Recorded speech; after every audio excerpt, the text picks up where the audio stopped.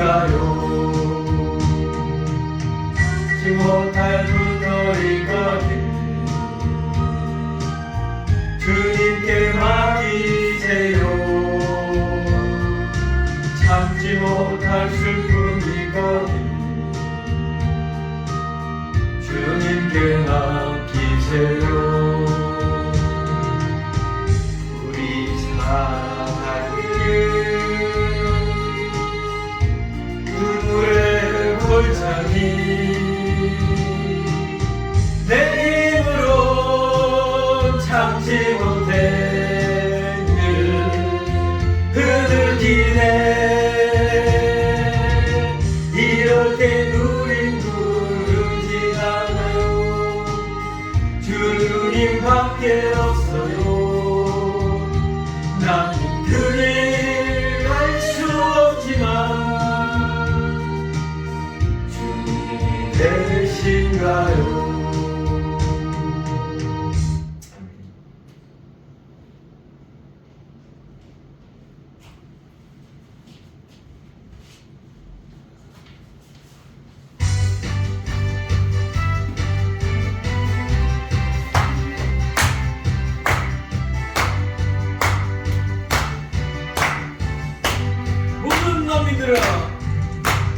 모든 만민들아 주를 찬양하여라. 위대하신 우리 주님을 소리 높여 찬양해. 우리 주 예수 찬양하라.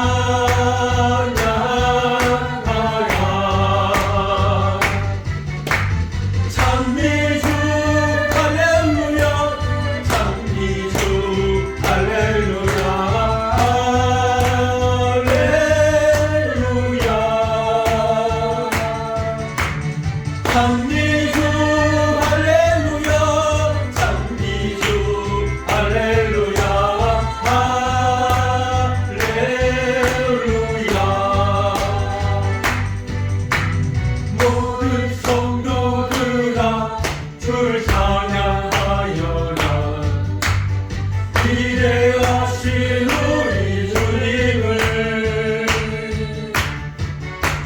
소리 높여 찬양해.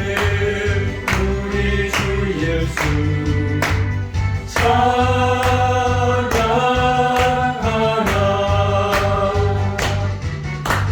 찬미주 할렐루야 찬미주 할렐루야 할렐루야.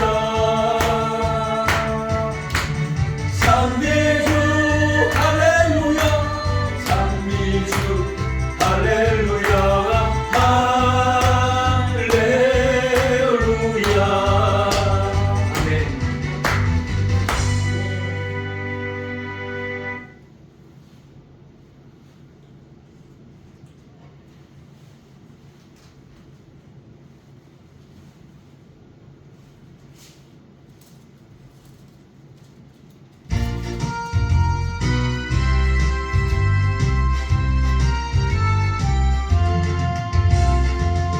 나 주의 믿음 갖고 홀로 걸어도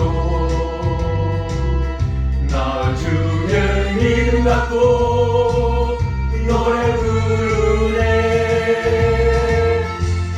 구름 몰아치고 하늘 높아도 나 주의 믿음 갖고 실망치 않네. 주는 내 친구 진실한 친구 세상 끝까지 주를 믿으리. 구름 몰아치고 하늘 높아도 나 주의 믿음 갖고 실망치 않네. 내 주는 선한 목자 나를 인도해. 사망의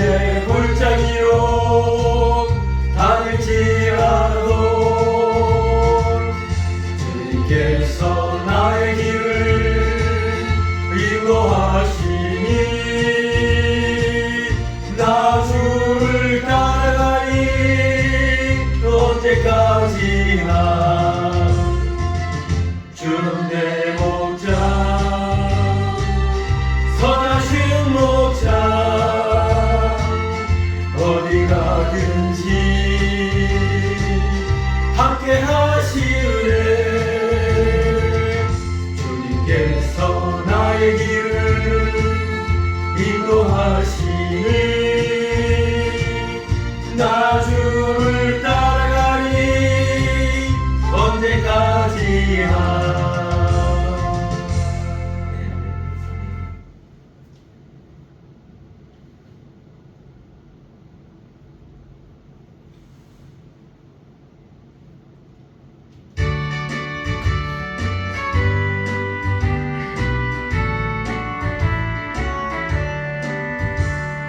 이 세상의 모든 죄를 날리시는 주의 보혈 성자 예수 그 귀한 피 찬송하고 찬송하세 주님 앞을 멀리 떠나가 길을 잃고 헤맬 때에 나의 길을 따라오사 진이 구원하셔도다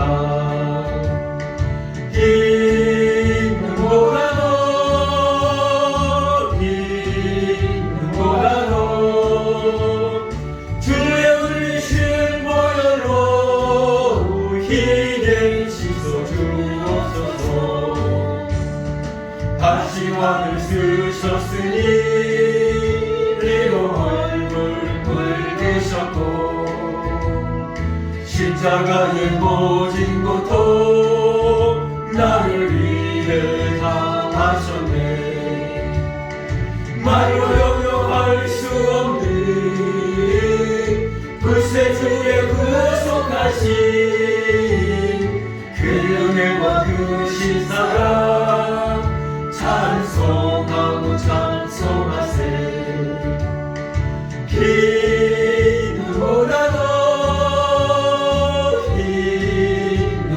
기능보다도 주의 흘리신 보혈로 희게 씻어주옵소서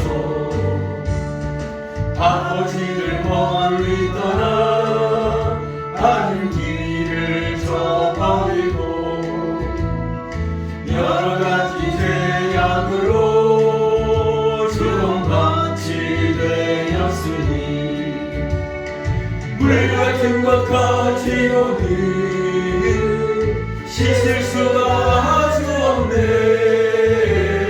주여 귀한 보혈 피로 날 정결케 하옵소서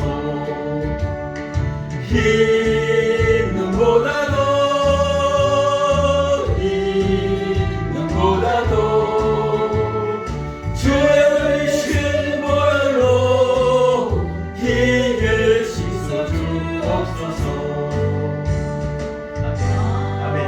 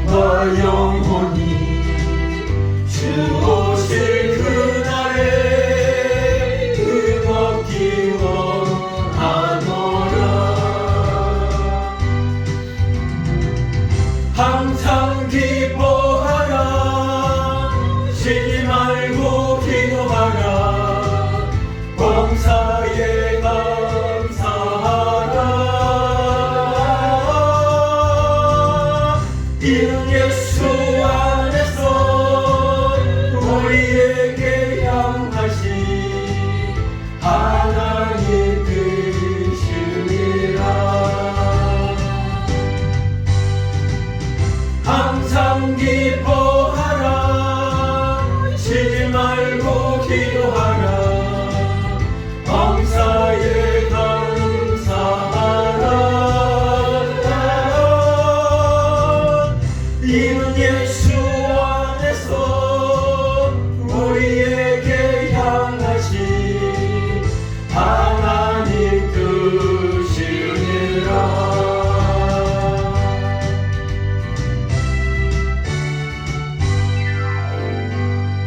예, 기도로 오후 예배를 시작하겠습니다.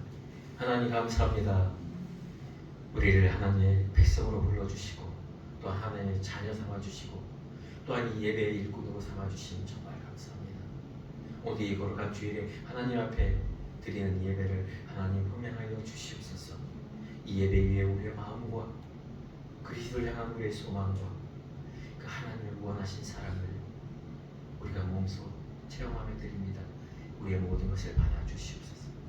사랑 많으신 예수님의 이름으로 기도했습니다. 아멘. 아멘.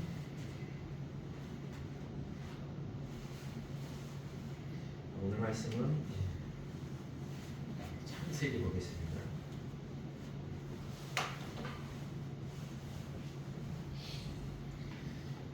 창세기 15장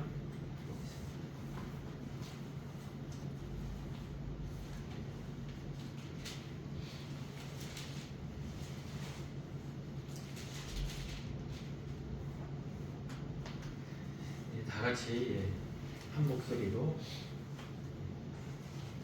1절부터 7절까지 함께 합독하시겠습니다. 이후에 여호와의 말씀이 환상 중에 아브라함에게 임하여 이르시되 아브라함아 두려워하지 말라. 나는 내 방패여 너의 지극히 큰 상급이니라. 아브라함이 이르되 주 여호와여 무엇을 내게 주시려 하나이까. 나는 자식이 없사오니 나의 상속자는 이 다메섹 사람 엘리에셀이니이다. 아브라함이 또 이르되 주께서 내게 씨를 주지 아니하였으니 내 집에서 기를 자가 내 상속자가 될 것이니이다. 여호와의 말씀이 그에게 임하여 이르시되 그 사람이 내 상속자가 아니라 내 몸에서 날 자가 내 상속자가 되리라 하시고 그를 이끌고 밖으로 나가 이르시되 하늘을 우러러 무뼈를 셀 수 있나 보라. 또 그에게 이르시되 내 자손이 이와 같으리라. 아브라함이 여호와를 믿으니 여호와께서 이를 그의 의로 여기시고 또 그에게 이르시되 나는 이 땅을 내게 주어 소유를 삼게 하려고 너를 갈대에 있는 우에서 이끌어낸 여호와니라. 아멘. 예, 14장에 보면 이 영적 전쟁이라고 할 수 있는 그 정말 동방 원저군과 정말 마므레 헤브론의 마므레에서 길리던 그 318명의 용사가 아니 군사가 전쟁을 했는데 아주 대승을 했습니다. 그리고 소돔암으로부터의 그 전리품 하나도 받지 않았습니다. 들매끈 하나라도 내가 실 아무라기라도 받지 않겠다. 왜 이 말을 한 것은 그 바로 이전에 이 멜기세덱이 포도주와 떡을 가지고 나와서 하나님께 축복할 일입니다. 하나님 아브라함에게 복을 주시옵소서. 그러면서 또한 아브라함에게도 말합니다. 지극히 높으신 하나님을 찬송할지라. 여기서 찬송할지라고 하는 것은 똑같이 위에서 복을 준다는 말을 똑같이 말할 거로 쓰여져 있습니다. 인간적인 복, 세상적인 복, 메라크가 아니라 하나님이 주시는 그 복. 이 바라크의 가장 기본적인 뜻은 무릎을 꿇는 것입니다. 하나님 앞에 무릎을 꿇는 것, 하나님을 앞에 무릎 꿇고 경배하는 것, 그것이 인간에게는 가장 큰 복이라고요. 다윗은 고백합니다. 우리의 죄를, 인간의 죄를 덮어주시는 그 복, 우리를 죄이지만 우리를 의롭다 하여 주시는 그 복, 그 복을 받는 자들이 정말 큰 복을 받는 자들이라고 시편에 기록하고 있습니다. 이 아브라함은 이 멜기세덱으로부터 이 복을 받습니다. 이 복을 받은 이후에 이것이 하나님이 내게 주신 이 승리의 전쟁이구나. 이 전쟁에는 소돔아 네가 주는 거 그거 아무 영향도 이 전쟁에 승리하고는 영향을 미치는 것이 아니야. 죄악으로 대표했던 그 도시 소돔의 왕의 전리품은 그 하나도 받지 않았습니다. 오히려 자기가 받는 것을 제쳐두고 오직 함께한 마음의 형제들에게만 주었습니다.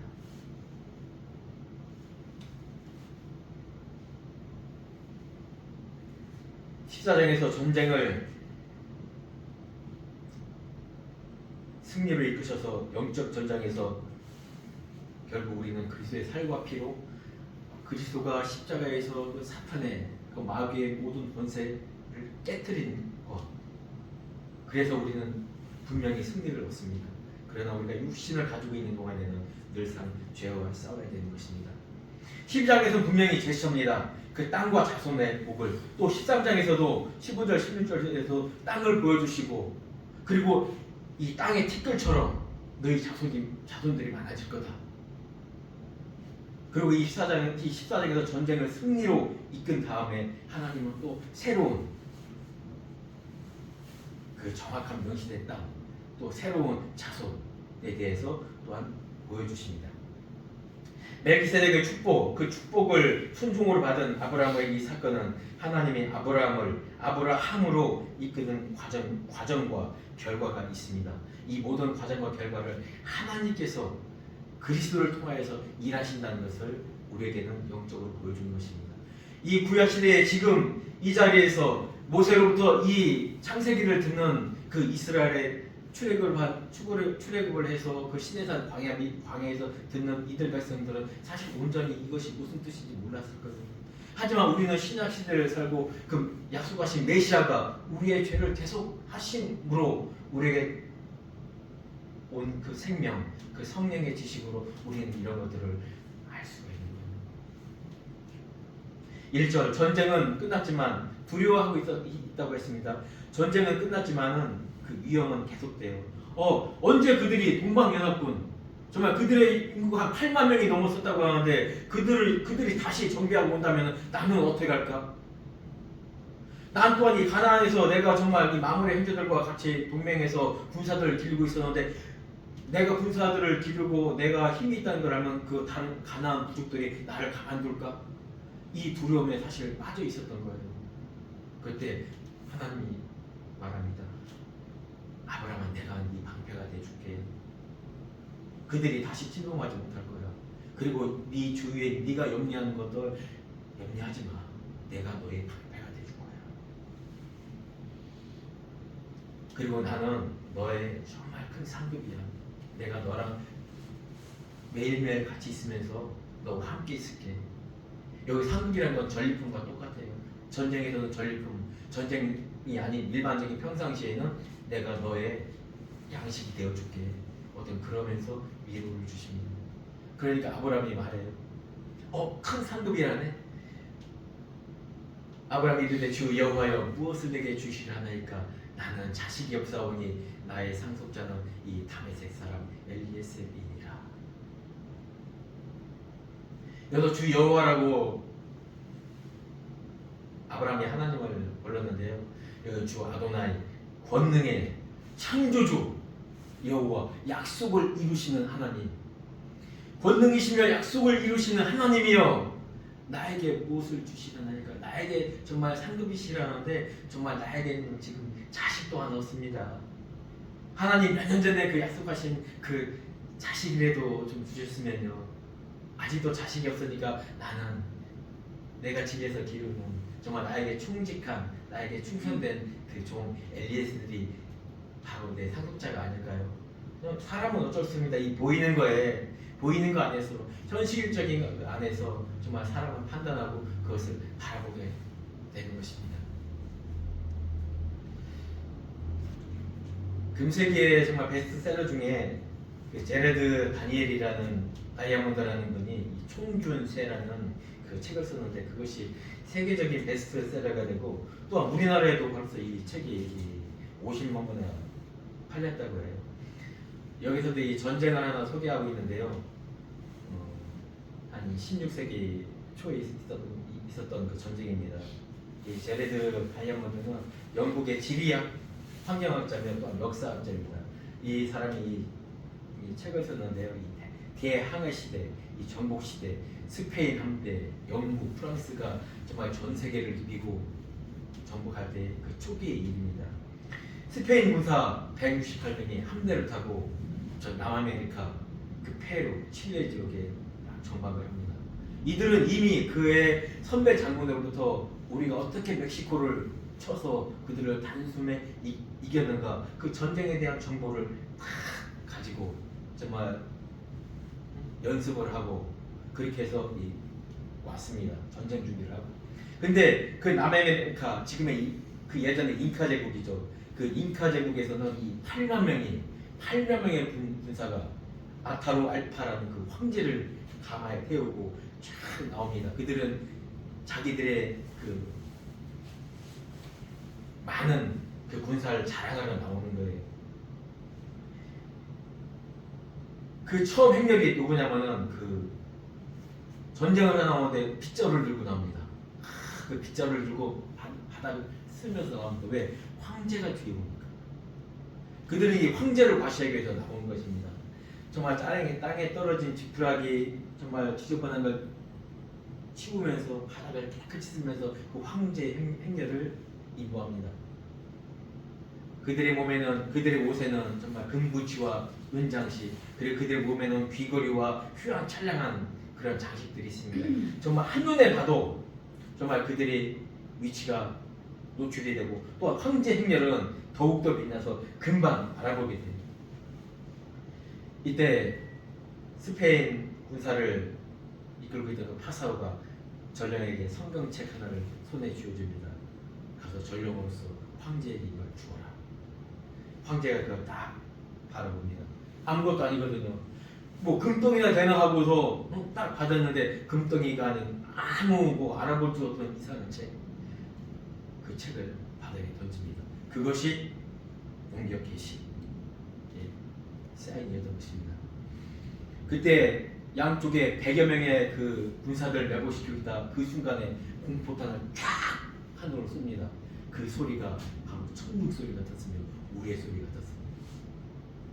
그들이 말을 타고 말 옆에 방울을 달고 요란한 소리와 나팔을 불면서 공격을 시작합니다.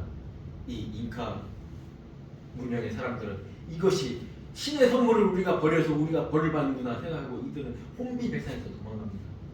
정말 백마를 타고 얼굴이 하얀 우리와 새로운 우리가 한 번도 보지 못한 그런 존재들, 이들이 정말 하늘로부터 나오는 군사다. 그들에게 말도 없었습니다. 나팔도 없었습니다. 그들은 순식간에 7,000명이라는 병사가 죽습니다. 죽고 퇴각합니다. 이 총칼로 죽은 인원이 바로 7,000명 이상이나 되거든요. 그런데 여기서 제가 이야기하고 싶은 것은 이 전쟁에서의 승리를 말하고 싶은 것이 아닙니다. 이들이 이 전쟁에서 죽은 인원은 7,000명이지만은 이 남아메리카 이 대륙은 전멸을 합니다. 왜? 168명이 몸에 짐이 온 홍역, 장티푸스, 그 말라리아 그 병원군이 168명이 사는 그 병원군이 삽시간에 그 남아메리카 모든 인구의 95%를 전멸시킵니다. 미국 북아메리카를 점령할 때도 영국, 스페인 이 함대가 점령할 때도 남아메리카의 그 흑인을 데리고 가서 점령한 것이 아니에요. 아프리카, 북아프리카 그 흑인들을 노예들을 데리고 와서 그 미국을 점령합니다. 이처럼 그들에게 있는 그 병원균, 이 면역력 이거는 정말 대단한 것입니다. 우리가 이 땅에서 하나님을 섬기며 정말 하나님의 말씀을 듣고 살아가는 우리 아무것도 아닌 것 같지만 우리는 바로 이 하나님의 말씀으로 영향력이 생기는 것입니다.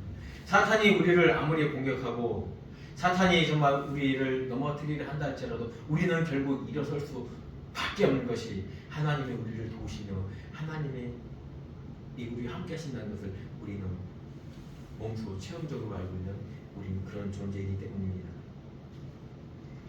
우리의 일상적으로 드리는 예배, 우리가 일상적으로 부르는 찬양, 기도, 우리가 말씀을 묵상하는 것, 이것이 우리에게는 그때는 별것이 아닌 것 같지만 우리의 영적 전쟁에는 정말로 우리를 지킬 수 있는 이 방패라는 것을 우리가 알아야 되는 것입니다.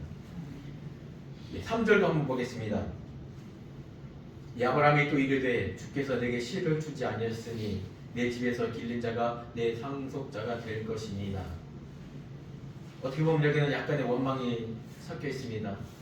하나님, 벌써 여기 들어온 지가 5년이 넘었어요. 아무런 것이 보이지 않아요.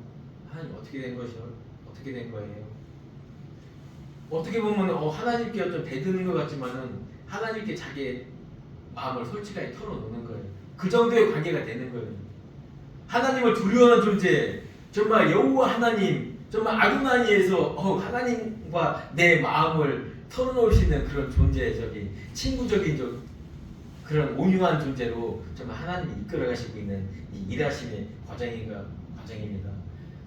여호와의 말씀이 그에게 임하여 이르시되 그 사람이 내 상속자가 아니라 내 몸에서 날 자가 내 상속자가 되리라 하시고, 하나님 말씀하신 아니야, 이런 자 엘리에셀이 아니고 내 몸, 너를 통해서, 내 씨를 통해서, 네 몸을 통해서, 사람의 생각이 아니라 방법이 아니라 하나님은 하나님의 그 약속, 하나님의 결심에 의해서 모든 것을 이루십니다. 상속자는 내 몸에서 날 자니이다. 12장 3절에 땅의 모든 족속이 너로 말미암아 복을 얻을 것이니라. 이 말씀의 모든 족속 안에는 가나안 족속도 사실은 포함이 되어 있습니다. 사실 어떻게 보면은 이 가나안 족속이 창세기 9장 25절에 보면 할아버지 노아로부터 그 저주를 받습니다. 가나안, 너희는 셈과 함의 영원한 노예가 될 것이다.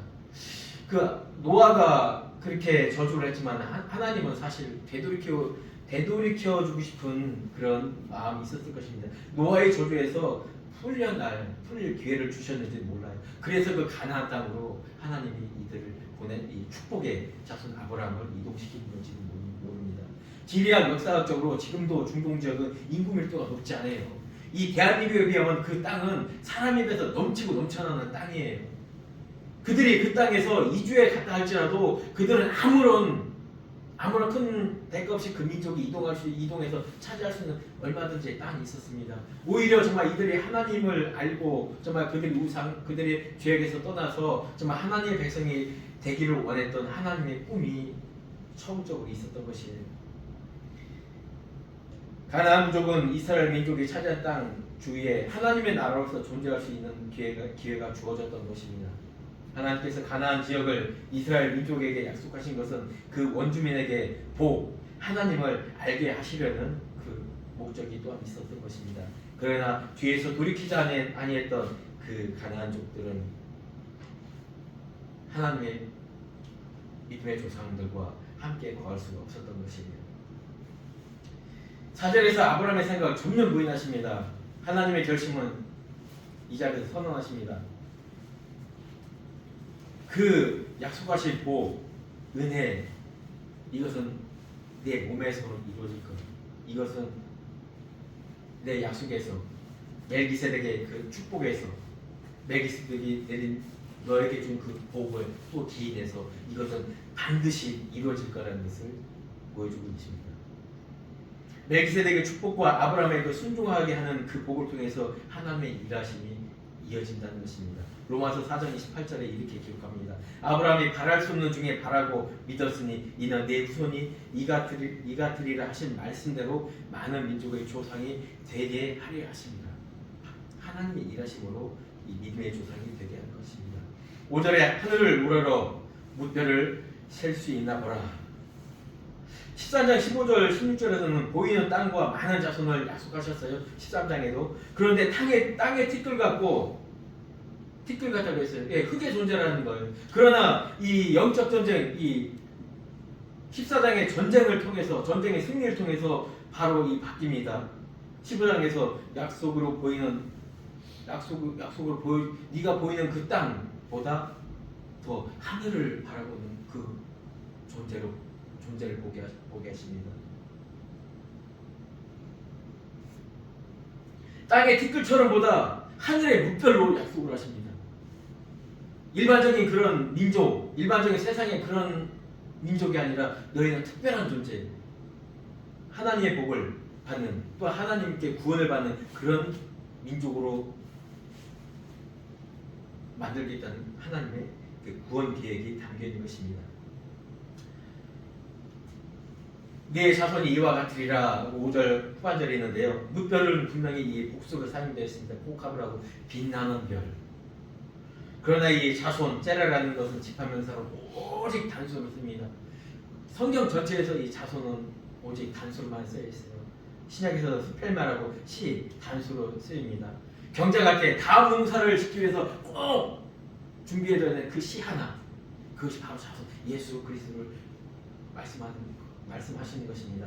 이 구절은 아브라함 자손이 숫자적으로 많아지는 것만 보여주는 것이 아니라 그 자손, 그 그리스도가 빛나는 별 같은 존재이며 그 자손, 즉 그리스도를 통하여 하늘적 존재, 죄에서 생명으로 구원받는 별처럼 빛나는 존재, 바로 우리 성도와 이 교회들의 탄생을 예견해 주십니다. 6절 아브라함이 여호와를 믿으니 여호와께서 이를 그의 의를 여기시고, 믿으니 아브라함이 후손에 대한 하나님의 약속을 인격적으로 신뢰하고 더 나아가 여자의 후손에 대하여서도 신앙하였다는 것을 증명합니다. 약속을 믿었다고 하지 않고요, 이 여호와를 믿었다고 했어요. 그만큼 이 약속, 이 여호와라는 것은 아까도 말씀했듯이 약속은 분명히 어떻게 해서도 지키신다는 그 하나님을 말할 때 여호와라고 합니다. 이 여호와를 파자면 야훼 유훼예요. 바라보라 그의 손을. 이것이 여호와의 타자의 뜻입니다. 즉 여호와는, 하나님은 손에 십자가를 박아서 피 흘리심으로 그 약속을 지키겠다는 게 바로 여호와의 이름의 뜻이에요. 아니 파자는 그 뜻을 갖고 있는 거예요. 그 여호와의 그 이름 안에. 의인은 차다크로 의로운 상태라고 하는데, 사실 아브라함이 완전한 존재가 아니라는 것은 우린 바로 20장 이후 또 16장만 보더라도 알 수가 있어요. 이는 아브라함이 의로운 자가 아니라 정말 좋은, 죄가 없는 자여서 의로 여긴 것이 아니라 여전히 죄인이지만은 네가 여호와를 믿으니, 좀 하나님이 이 약속을 분명히 이루실 거라는 것을 믿으니까 내가 너를 의로 여겨주신다는 것입니다. 이 의는 의의 옷으로 이해할 수 있습니다. 하나님 앞에서 벌거벗은 죄인은 오직 하나님께서 덧입혀주시는 가지고, 아담과 하와에게 입혀주는 그 가지고, 어린 양의 제물로서 십자가에 피 흘려 죽으신 그 피의 대가로 입는 우리의 옷인 것입니다. 그리스도의 피의 대가로 오는 그 의의 옷으로만 우리의 죄악은 가려주시는 것입니다. 여기시고라고 이 말씀은 정하다, 계산하다, 짊어지다라는 뜻이 있는데요.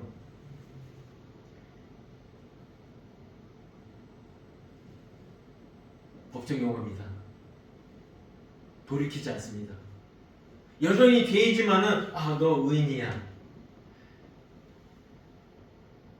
그렇게 선언해 주신 것입니다. 이거는 변하지 않는다는 것입니다. 본래 의롭지 않으나 하나님의 은혜로, 하나님의 축복으로, 하나님의 그 약속 은혜에 기인하여서 우리는 의인으로 될 수 있는 것입니다.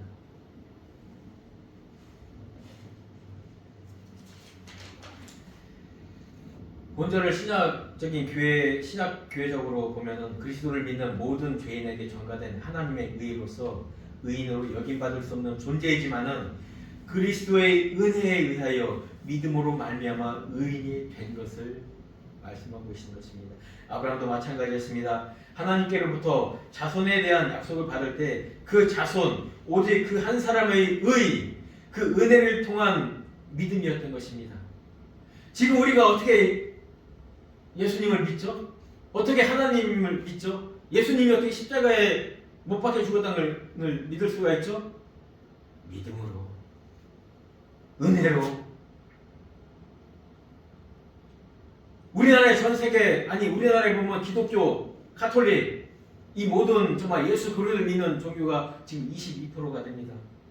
정말 우리는 똑같이 모든 사람이 교육을 받고 종교적인 문화적인 이 모든 교육을 받지만은 그 중에서 하나님을 믿는, 예수님을 믿는 사람들은 표면적으로는 한 23%가 됩니다. 그러나 그 중에서 정말 예수 그리스도를 내 구주로 영접하고 참다운 믿음을 가지고 있는 사람들은 정확히 얼마나 될지는 아무도 모를 것입니다. 갈라디아 3장 16절 기록합니다. 이 약속들은 아브라함과 그 자손에게 말씀하신 것인데 여럿을 가르쳐 그 자손들이라 하지 아니하고 오직 한 사람을 가르쳐 내 자손이라 했으니 곧 그리스도라. 14장에서 멜기세덱을 드러내셨듯이 하나님은 창조 때부터 그리스도를 통하여 구원의 모든 사역을 이루십니다. 그리스도 즉 메시아는 구약 시대에도 창조 시에도 하나님과 함께 하셨습니다. 아브라함이 여호와의 은혜로 인하여 믿으니 여호와께서 이를 그의 의로 여기셨습니다. 그는 멜기세덱부터 받은 그 살과 피, 떡과 포도주를 마시면서 멜기세덱의 그 축복을 받으면서 또 그 이 모든 것이 다 하나님의 일하심입니다. 하나님이 이 아브라함으로 만들어가는 그 과정입니다. 그 갈대의 우루, 그 우상을 섬기고 있던 그 죄인, 결국 죽을 수밖에 없는 그 한 사람을 택하여서 정말 믿음의 조상, 그래서 지금까지 이 시대 2023년이 되는 이때까지 그리스도를 믿는 그 자손을 믿는 백성들에까지 오게 된 것입니다. 7절 이 땅을 내게 주어 소유로 삼게 하려고 너를 갈대아의 우르에서 이끌어낸 여호와니라. 그 모든 것은 여호와께서 하셨다고, 약속의 하나님이 하셨다고 선언함으로 이 전쟁의 결말을 말씀하십니다. 이 땅을 너희가 소유로 줘서 아브라함 네 자손들이 택할 거야. 그런데 나는 너를 내 소유로 삼고 싶어. 이것이 하나님의 목적이는 일하심이었던 것입니다. 이 땅을 주심은 하나님의 주권으로 은혜로 조건 없이 근거 없이 아브라함에게 소유를 주시는 것이에요. 갈대아에서 이끌어내심도 하나님의 주권이시며 목적이 있는 것입니다. 하나님께서는 아브라함을 죄의 곳에서 구원하여 하나님의 땅으로, 하나님의 거하실 처소로 삼으시려는 것이었습니다.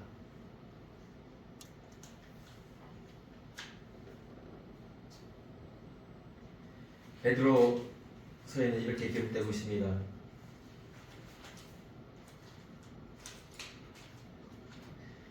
너희는 택하신 족속이요 왕같은 제사장들이요 거룩한 나라요 그의 소유된 백성이니 이는 너희를 어두운 데서 불러내어 그의 기이한 빛에 들어가게 하시니 아름다운 덕을 선포하게 하려 하심이라.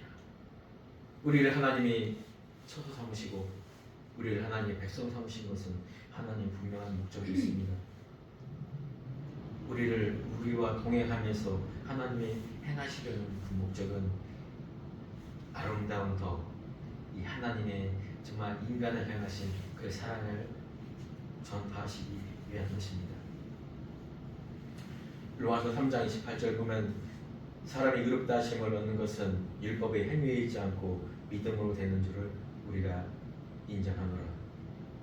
그리고 그 뒤 바로 31절에 이렇게 기록합니다. 바울은 우리가 믿음으로 말미암아 율법을 파기하느냐? 그럴 수 없느니라. 도리어 율법을 굳게 세우느니라.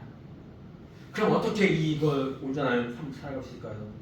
로마서 5장 9절에 기록합니다. 이제 우리가 그의 피로 말미암아 의롭다 하심을 받았으니 더욱 그로 말미암아 진노하심에서 구원을 받을 것이라. 곧 우리가 원수 되었을 때 그의 아들의 죽으심으로 말미암아 하나님과 화목하게 되었은즉 화목하게 된 자로서는 그의 살아나심으로 말미암아 구원을 받을 것이니라. 그의 살아나심, 그 조회, 그 생명, 그의 생명으로 우리가 구원을 받습니다. 우리가 어떻게 믿음을 우리의 믿음으로는 결코 우리가 구원에 이를 수도 없고 우리의 생명으로는 온전할 수가 없습니다.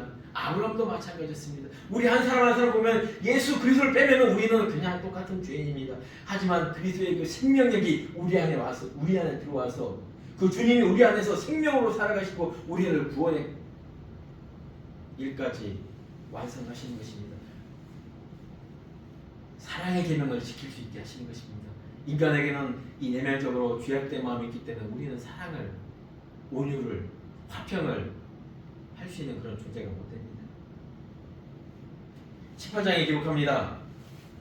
은혜와 의의 선물을 넘치게 받는 자들은 한 분 예수 그리스도를 통해 생명 안에서 왕노릇하리로다.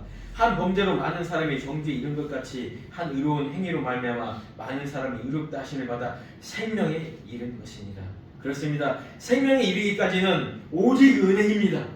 이 은혜가 아니고서는 하나님의 생명을 그리스도를 우리가 영접할 수도 없고 그리스도와 더불어 살아갈 수도 없습니다. 그러나 우리가 그 생명을 받았다면은 그 생명의 삶을 살아갑니다. 내가 아니라 예수 그리스도께서.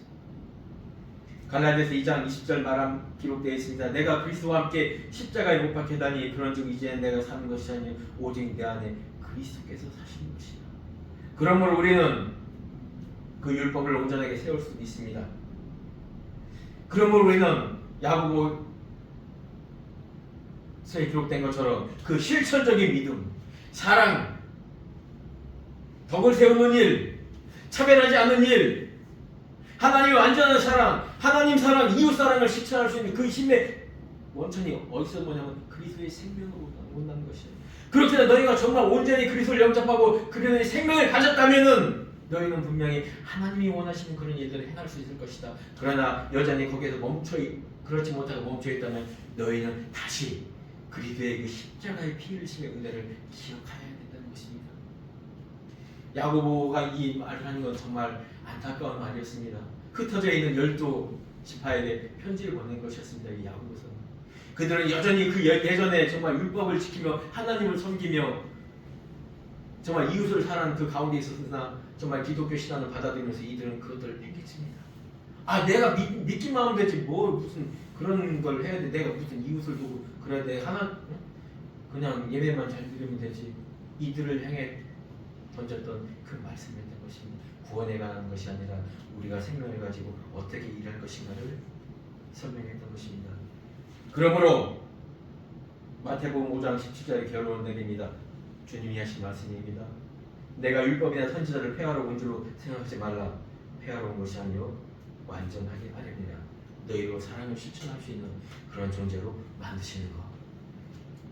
하나님을 멀리하고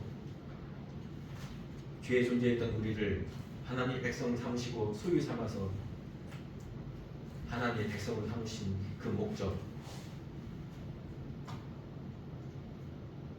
우리로 하나님과 더불어 하나님이 원하시는 그 일을 하시기를 원하시는 것입니다.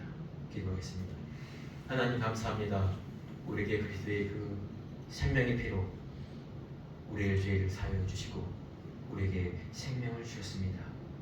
그 귀하신 생명, 그 크신 생명으로 우리가 세상에 나가 사랑을 베풀 수 있는, 사랑을 실천할 수 있는 그런 하나님의 백성의 삶을 잘 감당할 수 있게 하여 주시옵고 또 하나님을 온전히 섬기며 하나님 앞에서도 귀한 자녀로서의 삶을 잘 감당할 수 있도록 주님 인도하여 주시옵소서.